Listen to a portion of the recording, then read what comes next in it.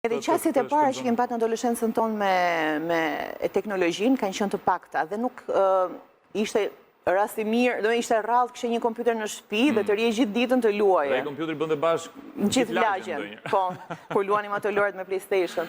Por duhet të them një gjë, fëmijët sot, pas pandemisë, kap që këtë detaj sepse më kujtuaj një moment që shumë koleget e mia kur kanë pat fëmijët 2-3 vjeç, duke qenë se rinin gjatë gjithë kohës në shtëpi, kanë pat probleme me komunikimin.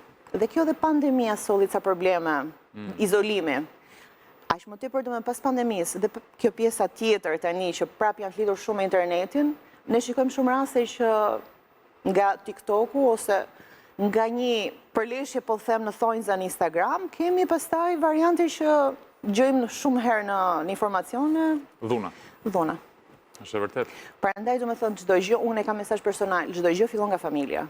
Fëmia duhet kontrolluar, por dhe duhet shoqëruar që gjithë kohës, duhet i lënë hapësirën e duhur dhe duhet qenë me të për të patur një shëndet emocional sa më të mirë.